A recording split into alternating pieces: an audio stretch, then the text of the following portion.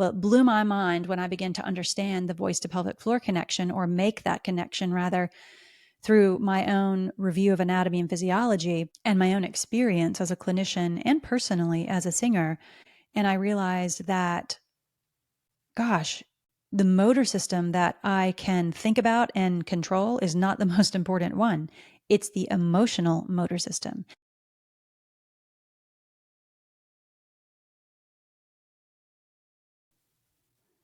Hello, everyone, and welcome back to the Living Well podcast. I am your host, Ginger Garner. All right, let's just get to the point here. Everybody wants good sexual health, and no one wants back pain. Did you know they're related? And how is that possible? It is through sound. So here's how. Today, we're going to be learning about the P in N.A.P. So really, this is part 3 of a 3-part series, starting with N, neutral larynx, A, apposition, and P, pitching. You don't have to listen to the first 2 before you listen to this one. You can straight up just do this one first if you want. But if you are a stickler for doing things in order, I would say pause this, go back and listen to the first episode and the second episode, and then you'll be ready for this one. All right. So everyone wants to be healthy sexually, right? So let's get down to how to do that. Plus, also avoid or treat your back pain at the same time. So first, to be sexually healthy, you need a good, strong back, aka core. That's not just thinking of literally, what happens when you're in the mood. It is everything else that's connected with it. And that's really what I'm talking about, is all the connecting pieces. Back pain impacts over 86% of us. We've all had it. I've had it. And wow, it's a sexual health killer. So in part 1 and 2, I discussed the N and the A of the N.A.P meditation. And so now it's time to shore this up and talk about the P. So what's the N.A.P?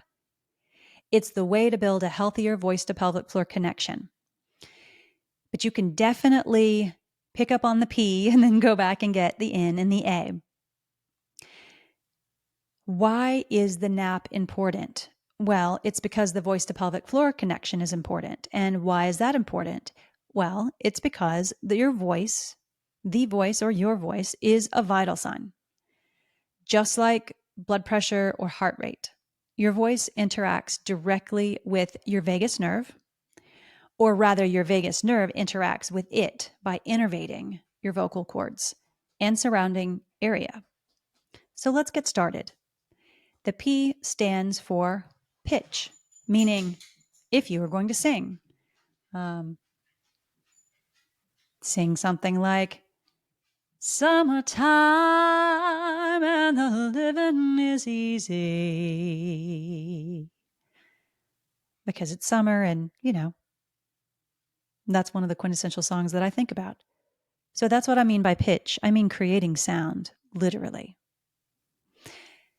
You can also start out with like a subphonation. So if you're not a singer, if you're not an instrumentalist, if you're not a public speaker, a teacher, if you don't really depend on your voice and it's just an afterthought, that's fine too.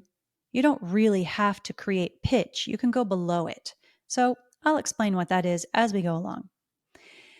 So yeah, sexual health is directly related to how you can pitch your voice and create sound. Isn't that crazy? But there are multiple papers on it, and I won't get too geeky, but I will cite one paper written nearly 10 years ago in 2016 in the Sexual Medicine Review, I believe it was. And the author talked about two motor systems, essentially. And what I mean by motor system is the way that you volitionally move forward through space, right? If you run, that is a motor system activity. You are moving, you're recruiting that motor system voluntarily, right? That's the system we think about as the motor system.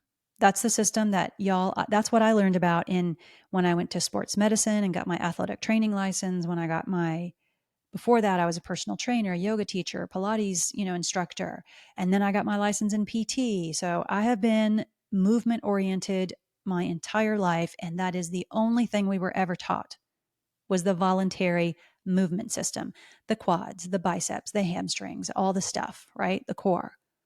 Well, it blew my mind when I began to understand the voice to pelvic floor connection, or make that connection rather, through my own review of anatomy and physiology and my own experience as a clinician and personally as a singer. And I realized that, gosh, the motor system that I can think about and control is not the most important one. It's the emotional motor system. And that's what that 2016 article discusses, is if we don't have the emotional motor system tuned up, there's no way the voluntary motor system is going to be in tune. That blows my mind.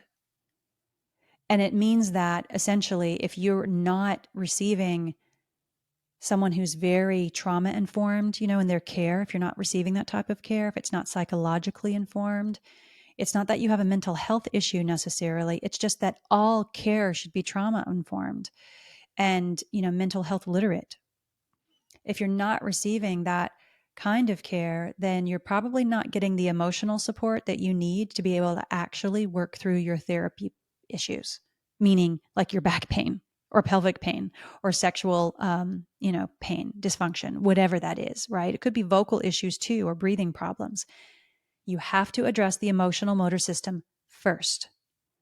So I want you to make a sound, and we're going to start doing both. We're going to address the emotional motor system and the physical motor system, what we think of typically as the physical motor system, our core and pelvic floor, for example, and our voice that creates sound, which is voluntary. And I want you to just sing with me here, or hum with me. You don't have to be fancy like I'm being, just it can be straight up or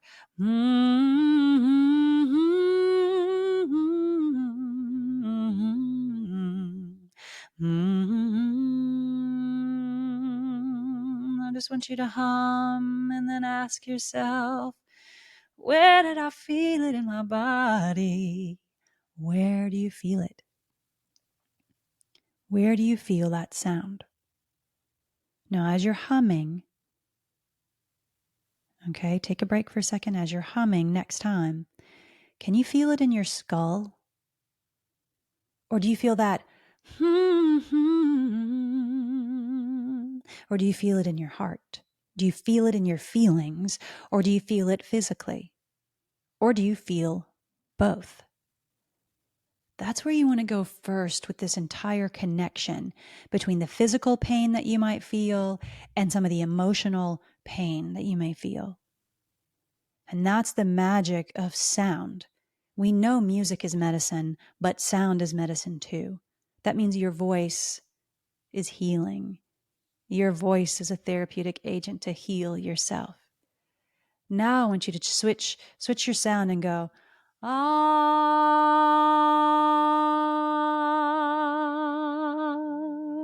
just really light.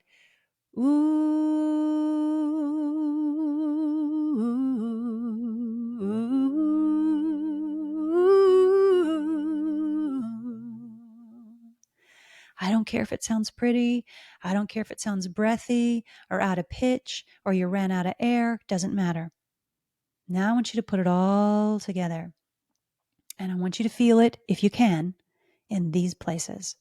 I want you to feel the ah to be root all the way down in the seat where you think the pelvic floor is and all that sexual function stuff. I want you to feel it down there first. And then when you do ooh, which may not be the same note, maybe it's ooh,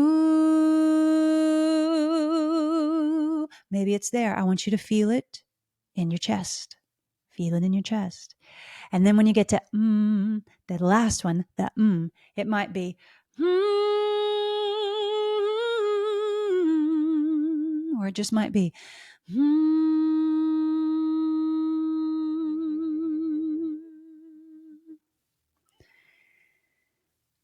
I would really encourage you to do this in the shower.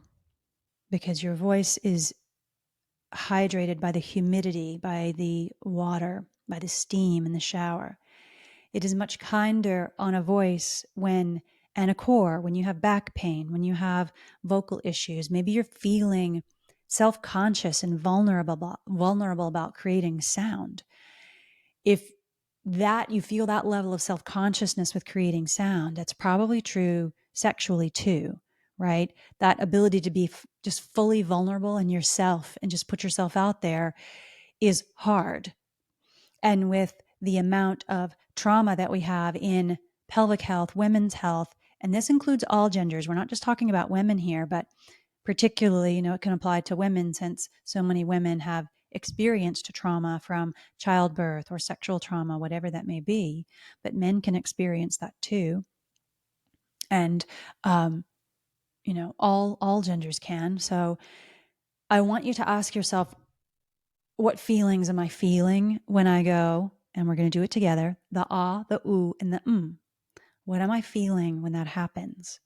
Do I feel a block in the flow of that energy to go from ah to ooh to as it resonates all the way down into the pelvis, deep down? We call that root chakra, right? If you're a chakra person, up into the heart, the solar plexus, the root and the kind of the birthplace of the voice, right? And then up into the crown of your consciousness, right? The crown chakra, if you are, again, a chakra person. But you don't have to believe in energy anatomy to really feel this. And so, while you're being, sensitive to what's going on, I also want you to embody the feelings of it and realize that this is vocal toning. And when you're vocal toning, a lot of emotions can come up. It might be tears. It might be anger. It could be boredom. Like, I don't know, this isn't doing anything. Allow yourself to sit with it. Just embody it. You don't have to even understand it, but the more that you do it, the more you would drop into a deeper place that actually does begin to free up literal tissues in that area. It does begin to free up the pelvic floor to the voice connection. And in between that is your sexual health and that back pain that's been nagging you. So we're going to do this 3 times before we, and put it all together before we shore up. All right, here we go. Exhale with me. Inhale, loose through the neck, no chest rise, only that kind of bucket handle expansion out of the rib cage.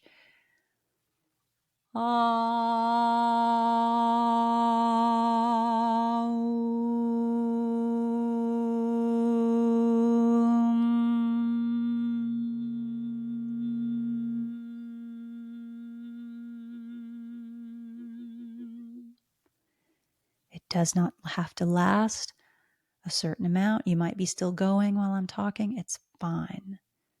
Let's do 2 more. Know that you don't have to match my pitch or my duration. Okay? You don't have to do anything that I'm doing right now. I just want you to feel it in your body with the ah, the ooh, then the Here we go. 2 more times. Exhale out. Let go of everything. Inhale in.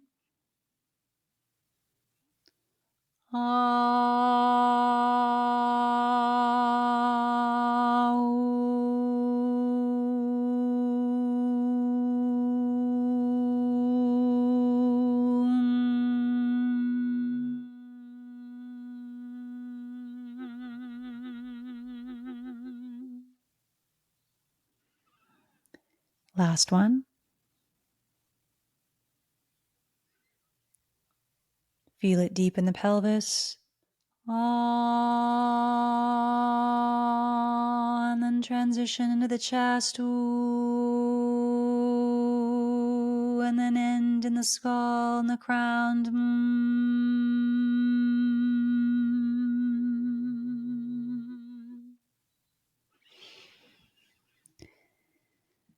All right, y'all, this is step 1. There are many places to grow from here, but eradicating, managing back pain, and improving sexual health, maximizing your good time in the bedroom. is all about mastery of the breath first.